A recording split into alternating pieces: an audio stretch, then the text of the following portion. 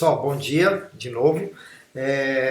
Vamos retomar então alguns dos princípios básicos, né, que a gente estava discutindo sobre o pensamento sistêmico, né, e os fundamentos, né, da complexidade de uma forma geral, né. Eu acho que essa expressão, né, essa ideia do Stuart Kauffman, né, no livro A World Beyond the Physics, né, é uma ideia assim bastante, digamos assim, no mínimo revolucionária por um aspecto, né? E ao mesmo tempo bastante não questionável, né? Mas é uma ideia assim que incomoda muita gente, né? Porque a gente está habituado, né, a pensar num universo com causas e leis determinísticas, né? Como a gente viu que é o fundamento do pensamento clássico, né? Newtoniano, cartesiano, leibniziano, enfim. A gente está acostumado a pensar no mundo absolutamente ordenado, né? E o mundo no qual os efeitos têm causas muito precisas e muito deterministas, né? Ou seja, a gente tende a modelar os sistemas partindo desse princípio, né? De causas e efeitos e com leis físicas, né? Absolutamente determinantes, né? Para a evolução de absolutamente tudo, né? Mas o que a gente viu é que no mundo, especialmente no mundo de sistemas mais complexos, né, particularmente sistemas biológicos, né, embora as leis da física não sejam violadas, né, existem propriedades que extrapolam, né, as relações de causa e efeito e as propriedades físico-químicas específicas da matéria de uma forma geral. Quer dizer, os sistemas complexos, né, eles emergem, né, as suas próprias propriedades que extrapolam muitas vezes, né, os limites, né, determinados pelas propriedades físico-químicas dos átomos, né, por exemplo.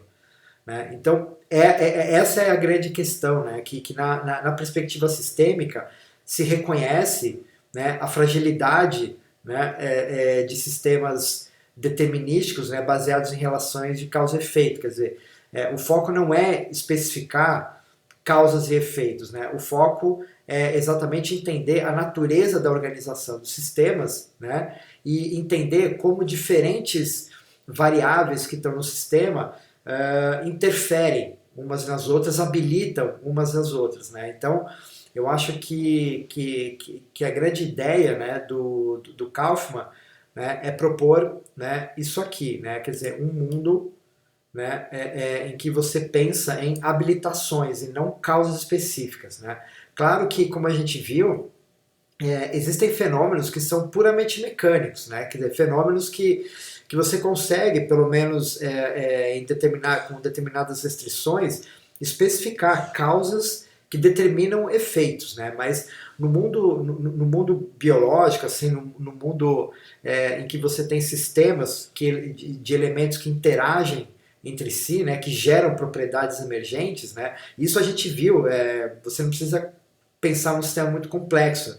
Por exemplo, as propriedades de pressão e vapor de um gás são propriedades emergentes, emergentes no sentido em que os átomos particulares de um determinado gás, eles não têm pressão e nem temperatura, quer dizer, a pressão e temperatura emergem, né, da maneira como as moléculas de um gás interagem entre si dentro de certas condições restritas, ou seja, dentro de um certo recipiente com condições externas particulares. Né? Então essa que é a ideia. Né? Essa que é a ideia. Quer dizer, você a partir das propriedades físico-químicas de moléculas, né, você não consegue extrapolar, você não consegue inferir, né, propriedades emergentes como pressão e temperatura, quer dizer, são propriedades do sistema. Né? Se você analisar uma molécula em particular, você não consegue determinar, inferir, né, a pressão e temperatura dela interagindo com outras moléculas num certo espaço, num certo tempo, em certas condições ambientais. Né? Então essa que é a questão, uma das questões fundamentais, né, no paradigma sistêmico, né, é fornecer um conjunto, né, de teorias, né, um conjunto de métodos para você investigar esses fenômenos, né, exatamente esses fenômenos. Né? Então, como a gente viu, né, o grande foco é entender as relações desses fenômenos, né? Porque em geral a gente está habituado a pensar nisso, né? Em X determinando A, quer dizer, X sendo a causa de A. Né? Então a gente procura estabelecer funções, né, que vão de X em A, levam de X em A. E existem vários pressupostos para isso. Né? A gente pressupõe, obviamente, sempre um determinado grau de determinismo, né? X determinando A, de uma forma linear, de uma forma não linear, né? Mas a gente sempre tenta delimitar a imprevisibilidade, né, dentro de um pacote de possibilidades restrito. Né? A questão é que quando a gente trata de fenômenos mais complexos, né, existem vários passos, por exemplo, entre X e A. Né? Vários passos, né, e vários caminhos possíveis. Quer dizer, o efeito de X sobre A, ele pode seguir, por exemplo, ele pode seguir essa trajetória, né, mas ele poderia seguir, por exemplo, essa outra trajetória. Não é verdade? Ele poderia seguir, aqui nesse nosso exemplo, uma terceira trajetória. Ele poderia seguir, né, uma quarta possibilidade. Tá certo? Então, assim, entre X e A, na verdade, né, existem vários caminhos, várias possibilidades. Né? E percebam que aqui a gente está dando exemplo de um sistema muito simplificado, na verdade. Né? Quando a gente pensa em sistemas com maior grau de complexidade, né, existem muitos caminhos que podem levar de X a A. Existem muitos fatores interferindo. Né? Então vocês imaginem, por exemplo, se a gente tivesse aqui um fator C, né? Um fator C ou um fator D que podem também eventualmente interferir em A, né? E entre C e D existe uma interferência mútua. Percebe? Então, assim, se você colocar, por exemplo, mais um ou dois elementos, perceba que a complexidade, ou seja, as possibilidades de você explicar, né, ou determinar o efeito em A, elas vão se tornando exponenciais. Né? Ao ponto de você não ter muita condição de especificar o que está determinando a variação de A, porque são muitos fatores envolvidos. Né? E a gente pode complexificar essa rede de várias formas. Né? Perceba, por exemplo, se houver uma relação aqui, né? Se houver uma relação aqui, percebam? Né? Então a gente pode ir criando uma rede, né, de interações, né, em que essa possibilidade, né, de encontrar uma relação entre X e A determinística, né, com uma função simples conectando um outro, ela se torna cada vez mais diluída. Né? E a grande questão, pessoal, que a gente está colocando para vocês, é que a realidade de fenômenos complexos, né, basicamente todos os fenômenos biológicos e muitos fenômenos físicos, por exemplo, como a gente viu as células de Bernard no começo, né, um sistema aparentemente muito simples, né, você tem uma ordem que emerge de um equilíbrio termodinâmico, de um sistema em equilíbrio termodinâmico, uma ordem emergindo de um sistema aleatório. Né? Então é muito difícil, portanto, no mundo real, né, você especificar essas relações de causa e efeito. Né? Então, o que a gente tenta fazer, obviamente, com as ferramentas que é possível, com o conhecimento, com as informações que se tem sobre um sistema, é tentar modelar isso da melhor forma possível, mas os modelos são sempre representações, em geral, extremamente simplificadas, né, e muito restritas em relação ao fenômeno como um todo. Então, por isso que é muito importante, quando se modela um sistema, ter muita clareza do que exatamente se está modelando e o quanto, né, daquele modelo, das simulações que vão ser realizadas com aquele modelo, o quanto de fato elas dizem respeito a alguma coisa que existe no mundo real. Né? Então é muito simples, né, você querer extrapolar demais, né, um resultado, né, quando na verdade você tem N possibilidades, né? E a gente não pode esquecer que um outro aspecto fundamental, né, do paradigma sistêmico é que tudo acontece dentro de um certo ambiente variável. Quer dizer, o ambiente, né, em que essas relações aqui que a gente desenhou aqui, né, essas relações aqui, esses caminhos, na verdade, eles vão ser especificados de forma muito contingencial. Em certas circunstâncias, em certas situações, vai ser uma dessas rotas aqui, né, a vermelha, a azul, a verde, etc. Né? Então, isso ainda, portanto, isso pode variar no tempo, inclusive. Né? Isso pode variar no tempo, à medida que você tem pequenas variações das condições iniciais do sistema, que é o que a gente vai discutir com vocês numa introdução breve à teoria de sistemas caóticos. Né? Então é isso. Né? Então a gente, por mais que a gente busque simplificar e fazer recortes na natureza, né, isso é uma mera abstração. Né? O que existe de fato, né, é um mundo em que os elementos eles produzem propriedades emergentes à medida que você vai interagindo, esses elementos interagem em determinadas condições. Essa é a grande questão. Né?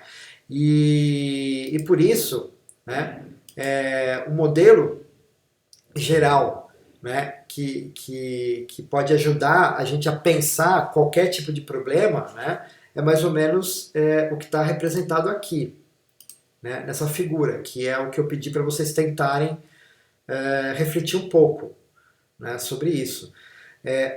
Qual que é a ideia central desse esquema aqui? Né? Isso aqui é um esquema, né, para você refletir sobre, a partir do pensamento sistêmico, refletir qualquer problema, na verdade. Né? Então, a questão é o seguinte, né? Você tem um fenômeno complexo. Né? Em geral, os fenômenos eles têm uma natureza adaptativa também. Por que eu chamo de adaptativa aqui no caso? O adaptativo aqui no caso significa a habilidade que um determinado fenômeno tem de se ajustar às condições variáveis de contorno, né? Ou seja, as condições do seu ambiente. Né? Então, o grau no qual um sistema se ajusta às condições também é algo relevante.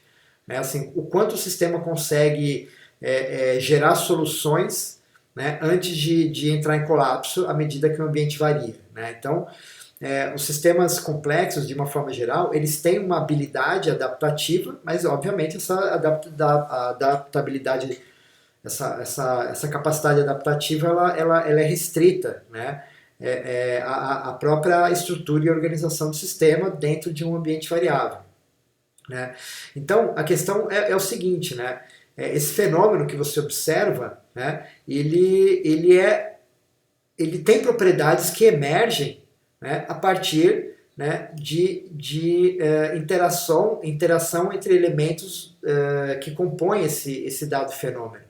Né? Então a propriedade emergente é uma propriedade que a gente chama de bottom-up. Quer dizer, você tem um nível de organização hierarquicamente abaixo, né, do fenômeno complexo que você está observando, né? E esse nível de organização ele é composto por dados elementos, dependendo da escala que você está observando, podem ser os átomos em si, né? Ou podem ser moléculas, ou podem ser outros tipos de agregados, enfim, não interessa. Né? A escala que vai ser definida é definida pelo observador que faz o recorte do problema.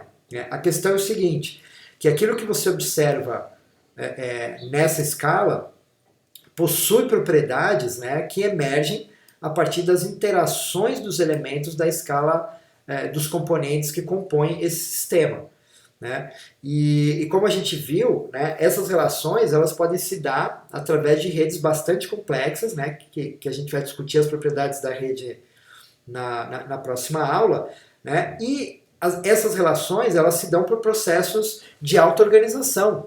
Né, como a gente viu no caso da estruturação das células de Bernard. São fenômenos auto-organizados. Né? O bando de aves, os swarms, né, quer dizer, são padrões que emergem das interações auto-organizadas dos componentes de dados sistemas, né? Então, a gente sempre tem que buscar essa ideia, né, de que aquele fenômeno que a gente observa contém propriedades que emergem, portanto, propriedades que habilitam certos comportamentos que a gente observa, né?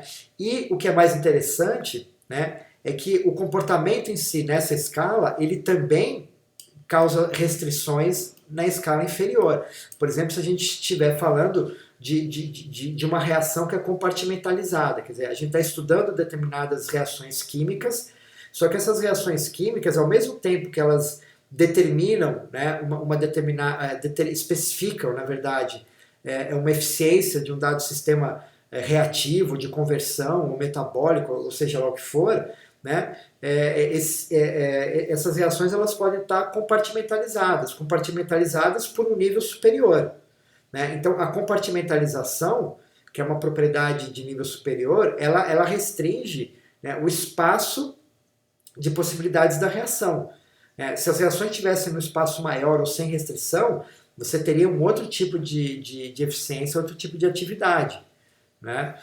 E, enfim, por exemplo, à medida que a pressão aumenta num determinado sistema, essa pressão ela vai gerar um efeito retroativo sobre a cinética das moléculas que geram a pressão, né? Então a gente sempre tem, né, um sistema de retroação também, né? As propriedades emergentes elas retroagem sobre os elementos que as produzem. Então a gente sempre tem sistema de retroação, né? Isso é uma coisa muito, muito interessante, né? Então, assim, mudando a escala completamente, né? Vocês pensam, por exemplo, no efeito de mudanças climáticas. O que é o efeito de mudança climática? O efeito de mudança climática, ele é supostamente, né, isso já está relativamente bem definido, um efeito emergente da ação humana, né, emitindo grandes quantidades de gases. Então, por exemplo, o aquecimento global, que eu quero dizer o seguinte, o aquecimento global, a gente está falando de escala global, ela é um produto da emergência, né, das emissões de carbono feitas por um componente do mundo, que são as sociedades humanas.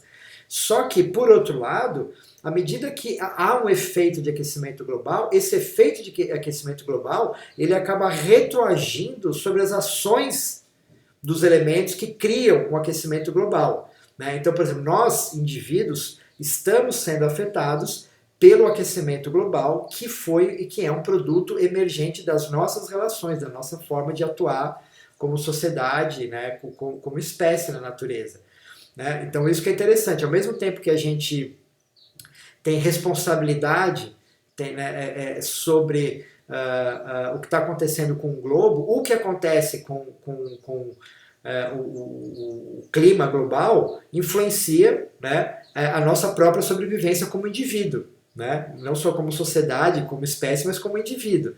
Então, essa que é a ideia. E percebam, e o que está acontecendo? Né? À medida que a gente está sofrendo as consequências do aquecimento global, né, nós estamos nos reorganizando, né, tentando limitar as emissões de carbono para gerar uma retroalimentação ascendente novamente e tentar minimizar esses efeitos. Só que ninguém sabe o que vai acontecer com isso, né? Existem vários cenários que estão sendo modelados, né, com várias possibilidades, a possibilidade mais pessimista, a possibilidade mais realista, a possibilidade mais otimista. Ninguém sabe, porque é um sistema de retroalimentação, né, e esse sistema de retroalimentação opera sobre um sistema muito complexo, com muita imprevisibilidade e muita incerteza, né? Então esse seria assim, um bom exemplo, né, para a gente pensar, porque nós somos elementos desse sistema. Né? Ou seja, nós fazemos parte dessa redinha de interações locais, né, que geram um efeito, né, emergente sobre o sistema climático do planeta. E sofremos as consequências. Então isso é muito interessante, né? É muito interessante. E tudo isso, né, pessoal, acontece dentro de um certo espaço, né, de possibilidades que tem efeitos do ambiente externo, né? Então a gente sempre tem aqui, né, a entrada, né, e a saída de matéria, energia e informação, tanto na escala menor quanto na escala maior, né? Quanto na escala maior. Né? Então, por exemplo, usando esse exemplo mais genérico, né, do aquecimento global, né? Aqui vamos supor que o comportamento complexo adaptativo seja o clima, de uma forma geral. Né? O planeta, portanto, o clima do planeta de uma forma geral. Quem que é o input de informação? É o Sol. É o Sol. Quer dizer, o Sol é um elemento externo à Terra, né? Só que faz parte do ambiente da Terra e exerce uma forte força de influência. Né? Então, à medida que o Sol gera um input de energia, e o Sol tem a sua própria dinâmica, tem as explosões solares, tem aquela quantidade absurda de radiação que é emitida para a gente, né, com uma certa variação, isso vai interferindo aqui nessa escala. Né? Isso interfere nessa escala. E o ambiente nosso, né, das nossas sociedades, é o planeta. Né? Então, o input aqui são as condições climáticas impostas pelo planeta, que interferem na nossa dinâmica. Tá certo? Então, a gente tem esse múltiplo estado de interações, né, no sistema hierarquicamente organizado. São redes dentro de redes. Né? Então, na verdade, qualquer problema, absolutamente qualquer problema que vocês possam pensar em modelar, né, vocês podem contextualizá-los dentro desse esquema aqui. Né? Entender quem é o comportamento complexo emergente, quem são os elementos que interagindo influenciam esse comportamento emergente, quem é o ambiente de quem e quais são o sistema de retroalimentação uns sobre os outros. Né? Então, esse esquema que a gente está mostrando aqui para vocês, na verdade, é um esquema geral, né, para você pensar qualquer problema. Claro, qualquer problema de natureza complexa. Né? Você um mecanismo, né, que obedece especificamente às leis de causa e efeito newtonianas, né, você não precisa de um sistema dessa natureza. Porque o ambiente, por exemplo, exerce pouco efeito, enfim. Você não tem propriedades emergentes, as propriedades são absolutamente determinísticas. Né? Então, claro que eu tô me referindo a sistemas, né, que tem um grau de complexidade e esse grau de complexidade, né, produz, né, essas propriedades emergentes. Né? Então, a gente pode pensar desde do planeta como um todo, né, até no modelinho lá inicial da célula de Bernard. Né? A gente pode modelar conceitualmente dessa forma. E aí, né, cada setinha dessas, né, ela corresponderia a uma função. Né, a uma função. Né? Ou seja, como uma coisa implica na outra. Né? Quais são as regras de implicação. Né? E obviamente, a partir do momento que você faz isso, você obviamente acaba simplificando muito, né, o teu modelo. Mas é isso. Né? Essencialmente, essa é uma estrutura que vocês podem aplicar, né, a situações muito diversas. Tá? Vocês gostariam de se manifestar a respeito? Bom, esse quadro aqui, ele de certa forma, ele resume muito bem, né, de uma maneira pontual, a diferença, né, entre o pensamento mecanicista e reducionista, ilustrado aqui pelo Pato de Descartes, que eu mostrei para vocês, né, e uma abordagem sistêmica, né, associada ao paradigma da complexidade.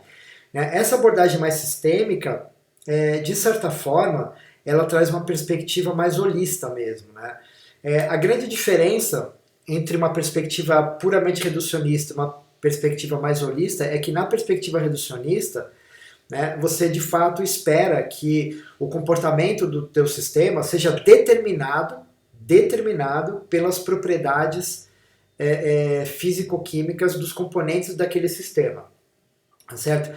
Numa perspectiva mais holista, né,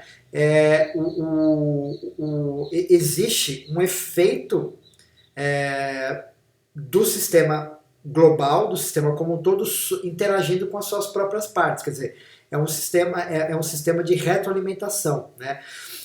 A abordagem holista, existe um holismo meio esotérico, né, que obviamente não é o que a gente está dizendo aqui, que é aquele holismo que praticamente ignora as partes, né, e pensa na ideia do todo como uma entidade por si só. Né?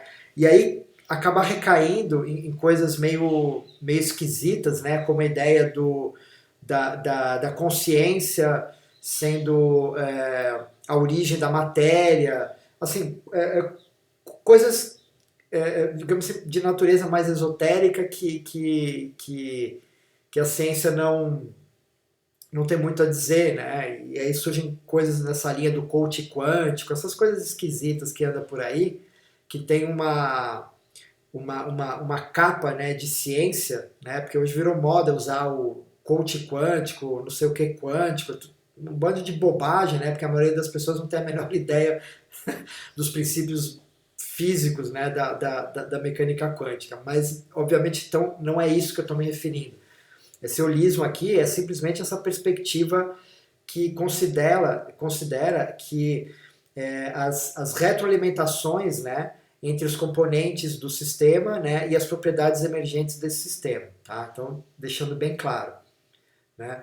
Então, a perspectiva reducionista ela é essencialmente focada no estudo das partes do sistema, das propriedades físico-químicas das partes, na modelagem, né, dessas propriedades, né, eventualmente com uma condição de contorno, algum contexto, né, e a perspectiva sistêmica ela exige, né, que você considere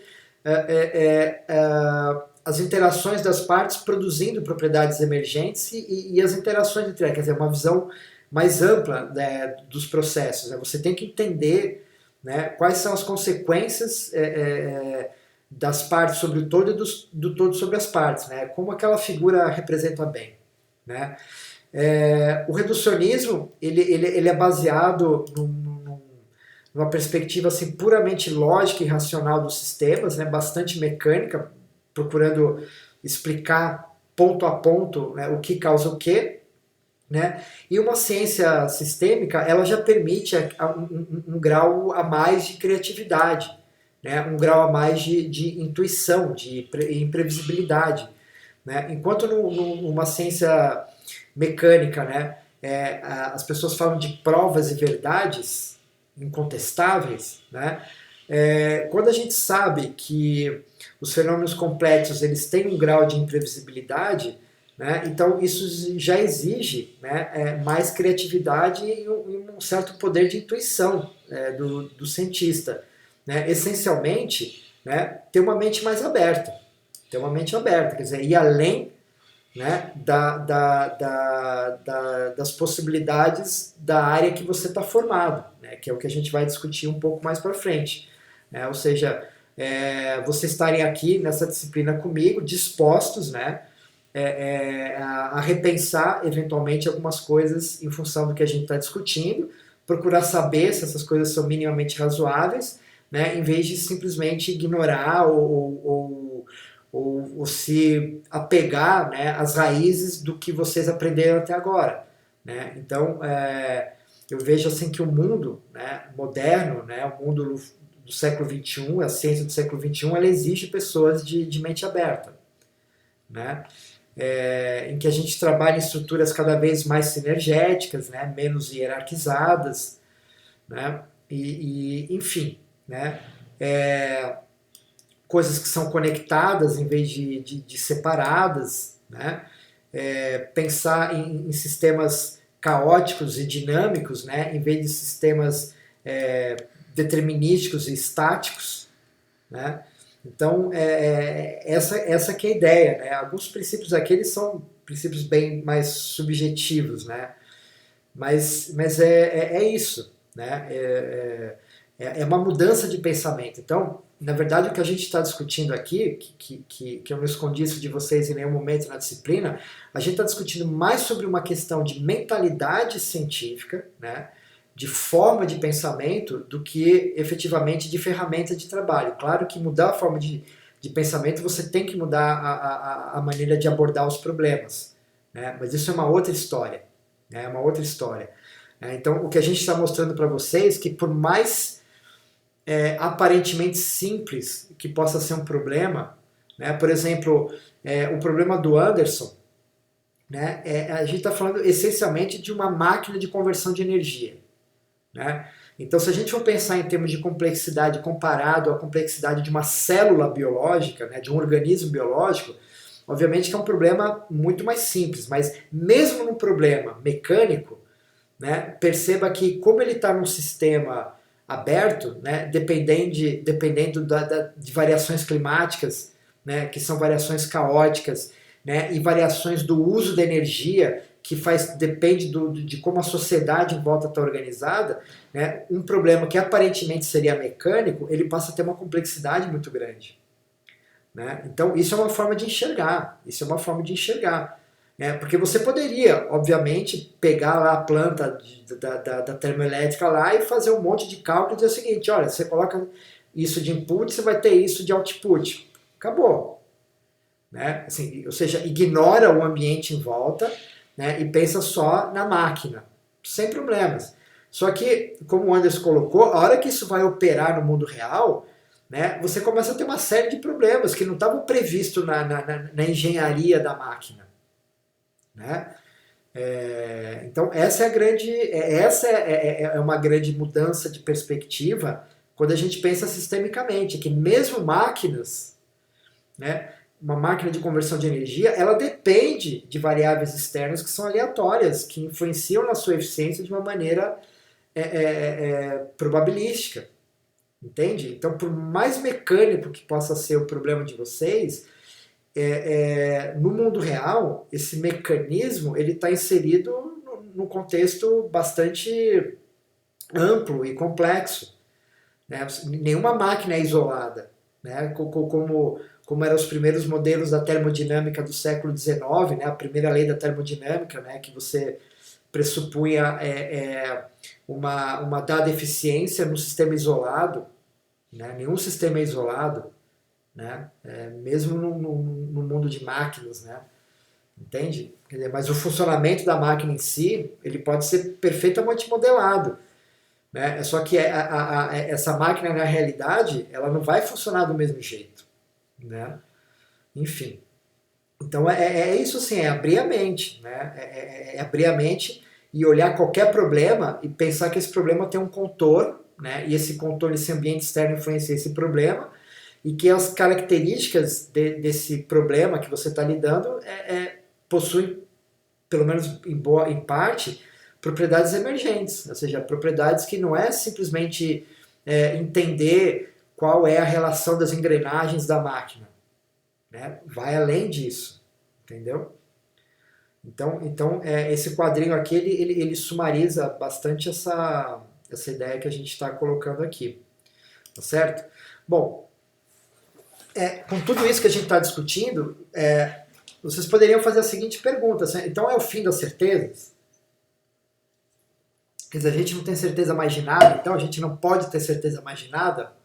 Bom, depende. Né? Depende, porque você quer ter certeza sobre o quê? Porque você é que define o teu problema. Você define o teu problema. Né? Se você quiser trabalhar pensando só no planejamento da máquina, você pode ter certezas, sem dúvida. Agora, se o teu problema passa a ser a eficiência dessa máquina no mundo real, você tem que lidar com um grau de incerteza.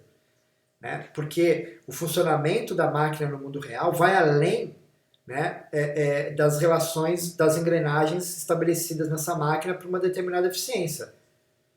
Né? Vai depender do quanto a atmosfera influencia, na saída do calor dessa máquina até na variação de tensão de entrada da máquina, que vai depender do consumo humano das cidades em volta, que pode ter um colapso qualquer e a demanda cair muito ou subir muito, como está acontecendo no mundo de hoje. Né? Então, assim, qual é o problema que você está lidando? Né? O grau de certeza vai depender do problema que você está lidando. Né? Do quanto você vai recortar, fazer o recorte. Entendeu? É isso. É bem isso. Se o teu problema for criar uma equação para determinar qual é a relação de partes que influenciam a velocidade dos ponteiros de um relógio mecânico, pronto, você não tem incerteza nisso. Você não tem certeza.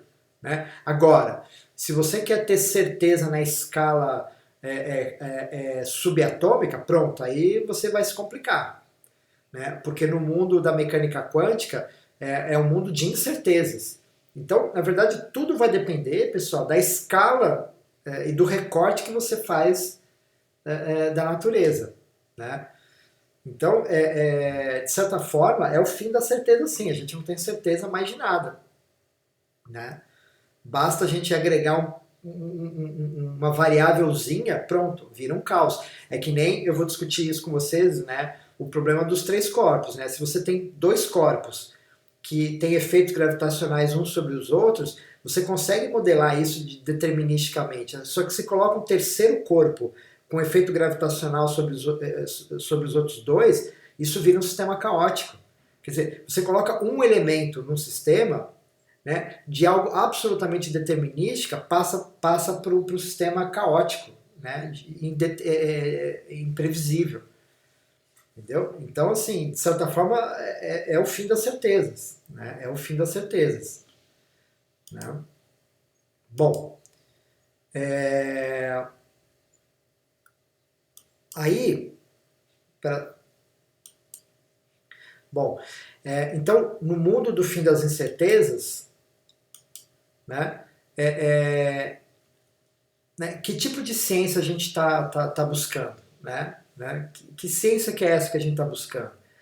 Né? Então, tem algumas coisas que é interessante a gente pensar, né? Que é uma ciência que está indo numa direção da síntese cartesiana. Né? Lembra que a gente apresentou para vocês que no modelo, né, cartesiano científico, né, no pensamento analítico, né, existe primeiro momento é a análise, ou seja, a decomposição, né, de fenômenos complexos em suas partes. E o segundo momento é a síntese, né? É aquele momento em que a ciência ela deve tentar juntar os conhecimentos sobre as partes e tentar criar síntese para explicar os fenômenos. Né? Então, durante séculos, né, desde o século XVI, século XVII, a ciência ela entrou fortemente numa rota analítica. Né? Decomposição da matéria até os seus últimos elementos, né? Isso na física é muito forte, né? Que impulsionou a construção dos grandes aceleradores de partículas. Né? Na biologia, com o desenvolvimento das tecnologias moleculares, né? Para a gente ver qual os componentes mínimos biológicos que influenciam a organização dos sistemas vivos. Né? Mas tudo isso para quê? Né? Para quê? Para a gente entender o que é vida e entender o que é o universo. Né? Ou seja, fazer a síntese de tudo isso. Perdão. Então, a gente está entrando bem nessa fase, né, em que a gente tem uma capacidade de analisar o mundo muito poderosa, mas ao mesmo tempo já há necessidade de juntar os pedaços e ir para uma totalidade, responder às grandes questões da humanidade. Né, responder às grandes questões da humanidade. Né? Só que nesse processo, né, a gente descobriu coisas interessantes, né? Que a ciência é um empreendimento humano. A ciência não é uma entidade que se faz por si só. A ciência é feita por seres humanos, e seres humanos não são máquinas. Não são máquinas. Quer dizer, então, se não são máquinas, né, a capacidade analítica, a capacidade interpretativa, a capacidade lógica de chegar a conclusões possui componentes de subjetividade.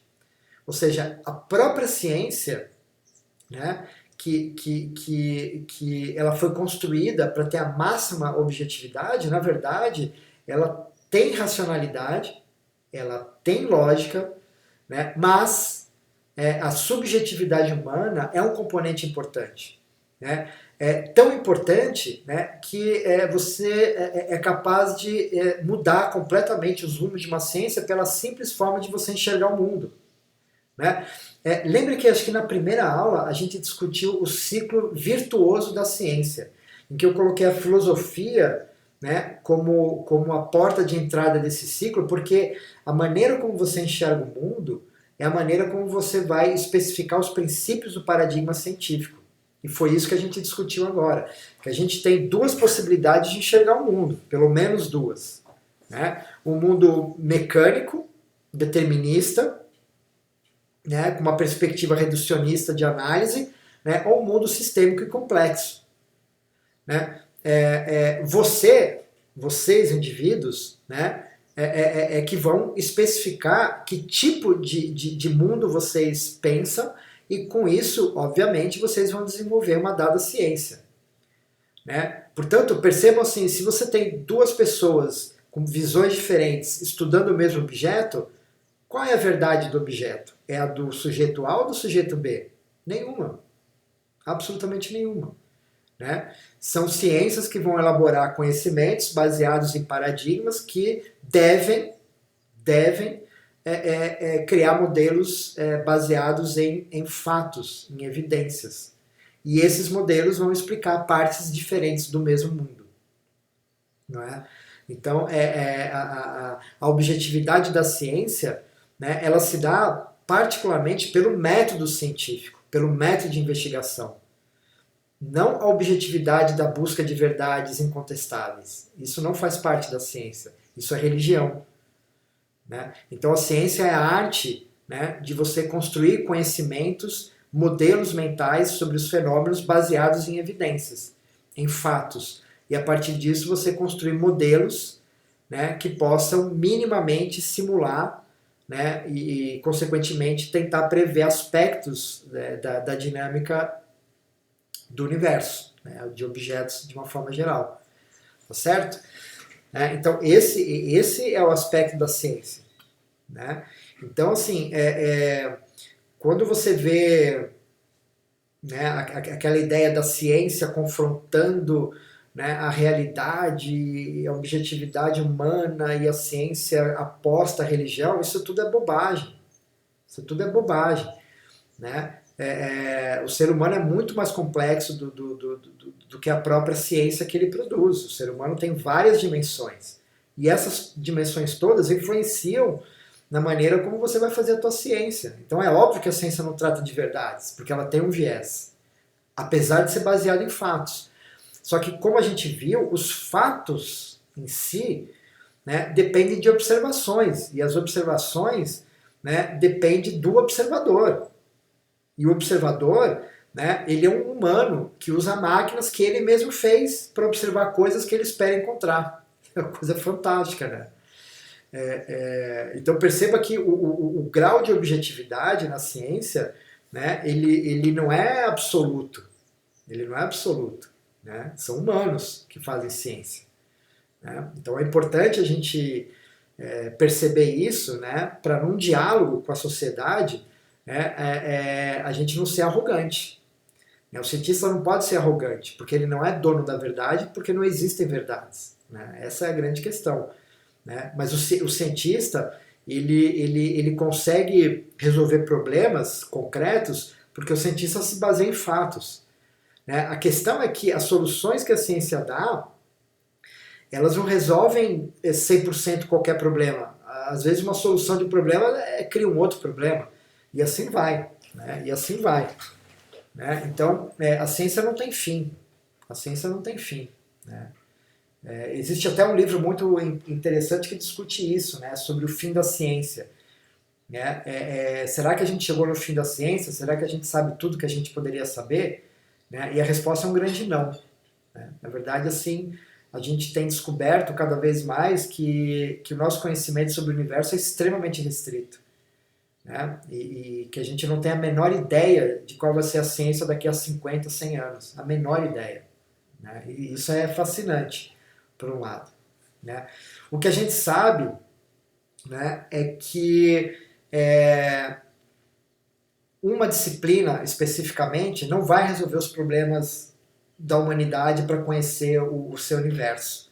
Né? Então, mais do que nunca, né, existe uma crença, isso de certa forma é uma crença, né, de que a ciência do futuro, né, a ciência do hoje, ela deve ser uma ciência cada vez mais interdisciplinar. Né, isso como uma meta epistemológica e metodológica.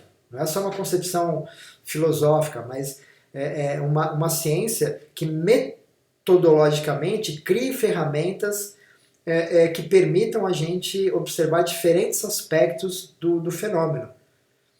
Né? Então, essa ciência interdisciplinar, né, ela é fundamental para a gente avançar o conhecimento humano. Né? Porque qualquer fenômeno, né, que a gente possa pensar, ele tem várias dimensões. Ele tem várias dimensões. Né? Por exemplo, né, genericamente aqui a questão do meio ambiente. Né? Que eu sei que vários de vocês trabalham. Por exemplo, o exemplo do Anderson é um exemplo que se enquadraria perfeitamente no algo genericamente chamado de ciências ambientais. Sem dúvida nenhuma. Né? Só que, por exemplo, as questões associadas ao meio ambiente, seja lá uma dispersão de poluente no ar, na água, enfim, seja lá qual for o problema associado ao ambiente, ele tem múltiplas dimensões. Né? Por quê? Porque ele tem uma dimensão biológica, ele tem uma dimensão tecnológica, tem uma dimensão social, econômica, política, cultural, de recursos. Né? Ou seja, como é que você vai tentar resolver um problema ambiental partindo só de aspectos biológicos do problema? Ou pensando só do ponto de vista social, ou pensando só do ponto de vista econômico, ou pensando só do ponto de vista tecnológico. Né? Percebe que, inicialmente, aparentemente o problema do Anderson é um problema tecnológico. É só que você viu que ele não consegue resolver esse problema tecnologicamente, por quê? Porque tem implicações sociais na demanda. Né? Tem a questão da utilização de recursos naturais, né? Você tem a dinâmica atmosférica interferindo, quer dizer, um problema que ele pode partir, né, de uma questão tecnológica. Quando você vai pensar ele sistemicamente, né, você tem que pensar em muitas outras variáveis que extrapolam, né, uma dimensão do problema. Né? Então, só que para você enxergar isso, pessoal, essa que é a grande questão. Né? Para você enxergar isso, você precisa ter uma cultura interdisciplinar. Né? Você precisa ter uma cultura interdisciplinar na formação, né, do cientista, né, na formação humana, do pesquisador. Né? Então, esse é um aspecto interessante. Né? O que é isso? Né? Porque hoje também tá virando assim meio moda, né? Você falar em interdisciplinaridade, multidisciplinaridade, até transdisciplinaridade, mas o que é isso? Né? O que é ter um diálogo interdisciplinar? O que é ter uma ciência interdisciplinar? Né? Então, esse esqueminha aqui, né, é mais ou menos para vocês terem uma ideia, né, do que significa isso. Então, assim, o que é algo disciplinar? Algo disciplinar é algo associado a uma única disciplina, para biologia, química, física. Só que, obviamente, né, dentro da biologia a gente tem várias disciplinas, subdisciplinas, na matemática tem várias subdisciplinas, enfim. Mas algo que é disciplinar é algo que é restrito a um pequeno conjunto de conhecimento. Né? O que é algo multidisciplinar? Né? Multidisciplinar é quando a gente tem... vamos imaginar que cada caixinha é uma disciplina. Né? Então vamos partir desse pressuposto. Cada caixinha é uma disciplina. Né? Uma disciplina vermelha, né? Uma disciplina azul, né? E uma disciplina verde não, porque eu sou corintiano e não gosto de coisa verde. Né? E uma disciplina rosa. Pronto. Beleza, está aqui. Né? Então, cada caixinha é uma disciplina. Então, o que é uma coisa multidisciplinar? É um conjunto de disciplinas. Né? É quando você tem um espaço que você tem várias disciplinas no mesmo espaço. Então, por exemplo, a universidade, né, é um espaço multidisciplinar. Por quê? Porque tem várias disciplinas. Né? Um curso em particular é um espaço multidisciplinar. Por quê? Porque tem várias disciplinas. Né? O que é algo pluridisciplinar? É quando essas disciplinas, né, de certa forma, elas interagem entre si. Né? É quando as disciplinas elas têm correlações entre elas. E aqui eu não estou falando de pré-requisito, por exemplo. Quer dizer, o pré-requisito no curso universitário poderia ser representado por essa setinha, só que não é, na verdade. É uma estrutura absolutamente burocrática. Uma coisa pluridisciplinar seria efetivamente, né, quando você tem uma codependência, né, entre essas disciplinas. Né, você tem uma codependência entre elas. Né, ou seja, uma contribui com a outra diretamente. Né? O que seria um espaço interdisciplinar? Né? Um espaço interdisciplinar é quando o conjunto de interações dessa disciplina, né, ela cria, né, uma metadisciplina. Né? É quando você tem como produto da interação de um espaço pluridisciplinar, né, uma metadisciplina. Né? Ou seja, uma ciência, né, que a existência dela é absolutamente dependente de várias outras ciências. Né? Essa que é uma ideia, essa que é a ideia. Né? Então, por exemplo, o nosso problema aqui, ambiental, né, ele é um problema que ele emerge da interação entre vários outros problemas, entre várias disciplinas. É uma questão, né, que você só entende, né, se você tiver o domínio das interações entre as outras disciplinas. Quer dizer, em outras palavras, né, você não resolve um problema complexo jogando numa sala e trancando numa sala pessoas de diferentes áreas, né? Assim, que não interagem entre si. Né? Então, tipo assim, olha, esse aqui é o problema. Tá, esse problema tem uma dimensão biológica, tá, biólogo, se vira aí. O problema tem uma dimensão física, físico, se vira aí. Qual que é a sua interpretação disso? Não, isso não é, né, uma interação interdisciplinar. Uma interação interdisciplinar, ele exige que as disciplinas, que as pessoas interajam, troquem conhecimentos entre si. Né, e criem um modelo geral sobre isso. Um modelo com várias dimensões. Né? E um diálogo transdisciplinar é quando essas várias disciplinas interagindo entre si criam uma metalinguagem, uma metateoria, que é a proposta exatamente da teoria de sistemas complexos. Né? Ou seja, você criar princípios, propriedades, vocabulário e modelos, né, que compreendem, que abrangem, que são utilizados por várias pessoas de várias áreas seguintes. É uma linguagem científica, é um modelo científico, são princípios científicos, né, que surgem, né, a partir justamente da interação dessas diferentes disciplinas, mas que ao mesmo tempo cada uma disciplina usa esse princípio. Então, uma coisa que a gente viu aqui, um exemplo de princípio, auto-organização. Auto-organização é um princípio transdisciplinar. Por quê? Porque eu posso falar de auto-organização em células de Bernard, que é um fenômeno puramente físico-químico, mas eu falo de auto-organização em processos biológicos. Eu posso falar de auto-organização em processos tecnológicos. Eu posso falar de auto-organização em problemas sociais, sociológicos. Ou seja, a auto-organização é um princípio que transcende as disciplinas. Né? É um modelo teórico e conceitual. Né? Então, isso que é muito bonito. Por quê? Porque a matemática ela unifica tudo isso. É a linguagem que permite a transcendência de conceitos de uma área para outra. Né? Então é por isso que sempre quando a gente vai ler alguma coisa a respeito sobre complexidade, né, de uma forma mais direta ou indireta, a matemática ela que acaba amarrando tudo, porque no fundo, né, é a linguagem universal da ciência. Né? A linguagem universal. Né? Então, embora a gente possa tratar conceitos como auto-organização, emergência, a própria ideia de complexidade, né? A complexidade, ela, mais do que um conceito, ela pode ser uma medida. Você pode medir o grau de complexidade das coisas. A gente vai ver isso, né? Quando a gente, por exemplo, a geometria fractal é uma forma de você medir a complexidade de formas, né? A teoria do caos te dá ferramentas para você medir a complexidade da dinâmica temporal de fenômenos. Né? Então a complexidade é uma medida também. Você pode medir graus de complexidade, né? Do ponto de vista da dinâmica e do ponto de vista da forma geométrica, né? Eu quero dizer. Né?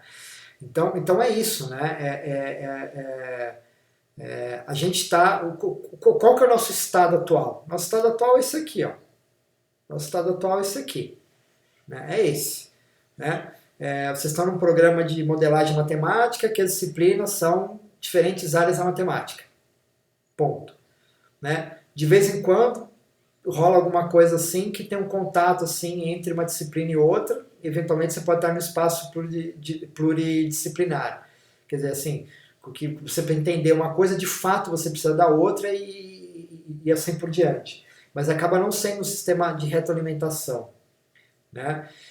O espaço interdisciplinar é mais ou menos esse espaço que a gente está trabalhando aqui nessa disciplina, né? Tentando discutir com vocês uma linguagem transdisciplinar, passando conceitos dentro de um paradigma transdisciplinar, né? com teorias gerais. Então lembra que uma das grandes bases, né, do pensamento sistêmico é a teoria geral do sistema. Né? Isso que é muito interessante. O que é uma teoria geral do sistema? É uma teoria que se aplica a qualquer sistema.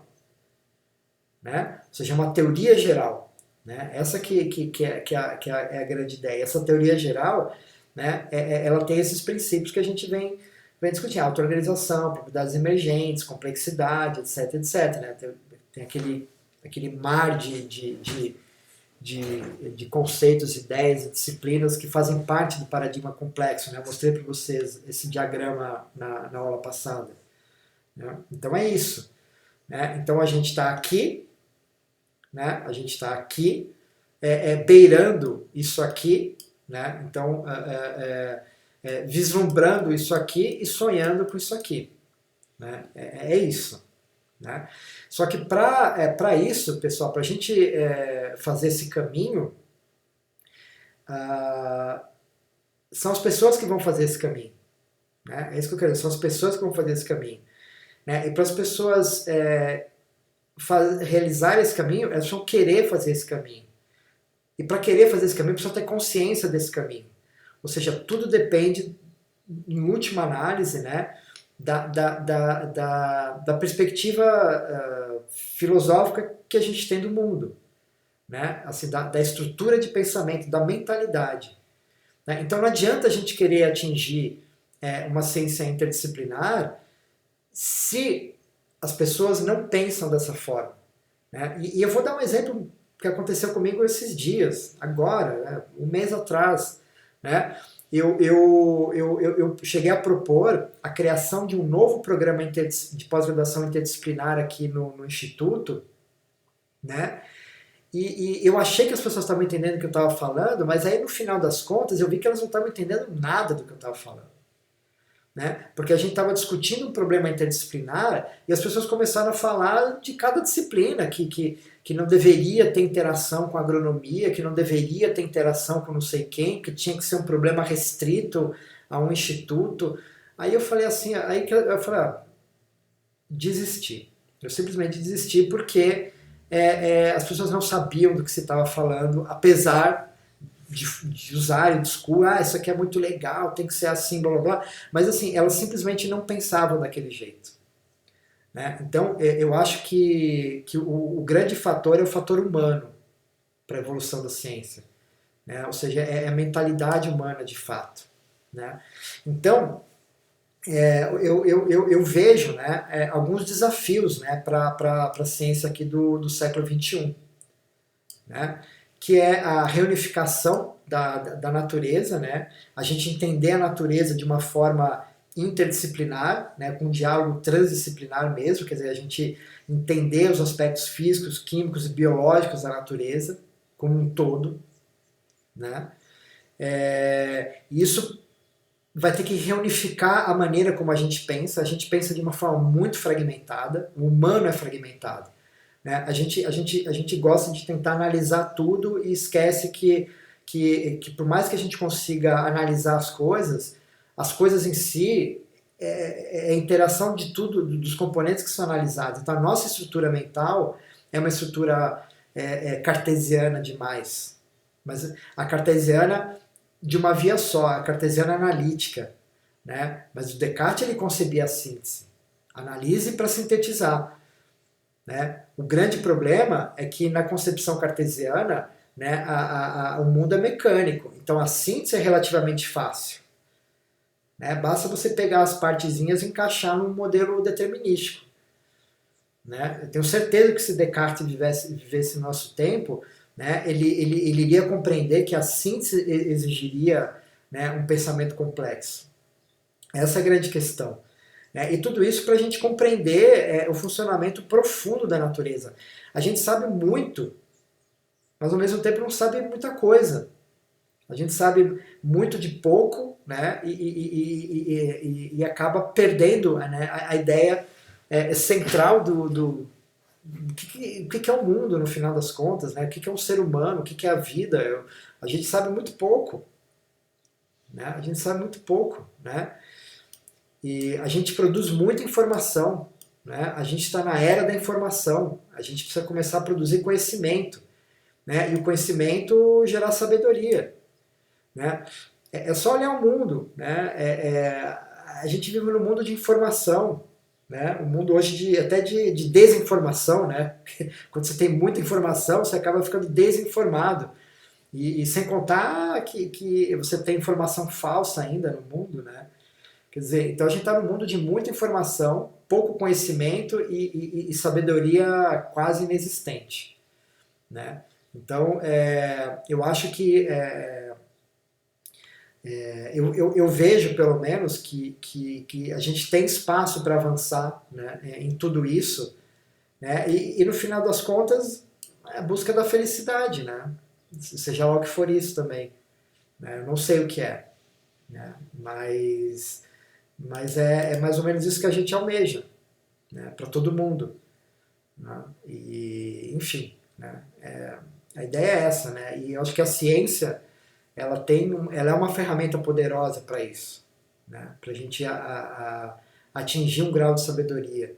Né? Mas não essa ciência arrogante que acha que é dona da verdade, que vai resolver todos os problemas do mundo, né? E acaba gerando problemas às vezes até maiores. Né? É uma ciência mais profunda, né? da natureza.